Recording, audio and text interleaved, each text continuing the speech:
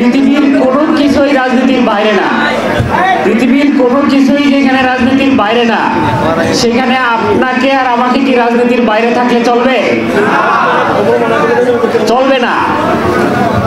জাতীয়তাবাদী ছাত্র দলের জন্ম বাংলাদেশের জন্মের পর।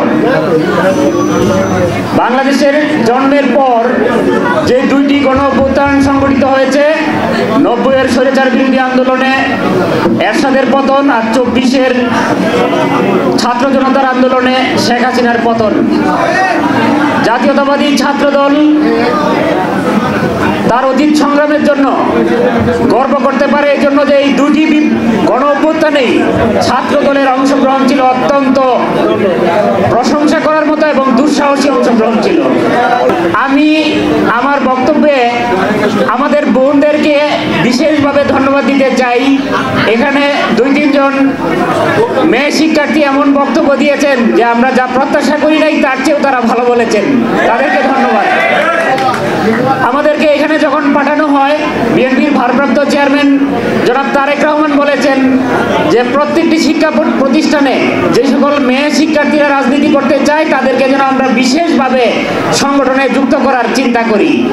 আজকে যারা বক্তব্য দিয়েছেন এবং অংশগ্রহণ করেছেন, আমরা চেষ্টা করব আপনাদেরকে ছাত্র দলের সংশ্লিষ্ট কলেজ কমিটিতে গুরুত্বপূর্ণ জায়গায় রাখার জন্য ইনশাআল্লাহ। 5ই আগস্ট পরবর্তী বাংলাদেশের যে রাজনীতি, সেই রাজনীতিতে আপনারা তরুণদের একটি বড় অংশগ্রহণ দেখতে পাচ্ছেন। বাংলাদেশি জাতীয়তাবাদ বিএনপির যে রাজনীতির চিন্তা চেতনা, সকল ধর্ম বর্ণ বিশ্বাস এবং আদর্শের মানুষকে নিয়ে একসাথে একটি বাংলাদেশ গড়ার যে রাজনৈতিক চেতনা, এই চেতনাটি আজকের দিনেও খুব প্রাসঙ্গিক বোঝা যাচ্ছে। নতুন রাজনৈতিক দল তৈরি করার যে চিন্তা তারা গণমাধ্যমে শেয়ার করছেন, এতে আমরা বুঝতে পারছি এখানে নতুন কিছু নেই। বিএনপির রাজনৈতিক চিন্তার ভিতরে যা আছে এর চেয়ে নতুন খুব বেশি কিছু নেই। আর শিক্ষা প্রতিষ্ঠানের রাজনীতি কেমন হবে? আমরা কোনো মাদকাসক্তকে ছাত্র দলের কোনো কমিটিতে যুক্ত করবো না ইনশাল্লাহ। আমরা কোনো সন্ত্রাস চাঁদাবাজকে ছাত্র দলের কোনো কমিটিতে যুক্ত করবো না ইনশাল্লাহ।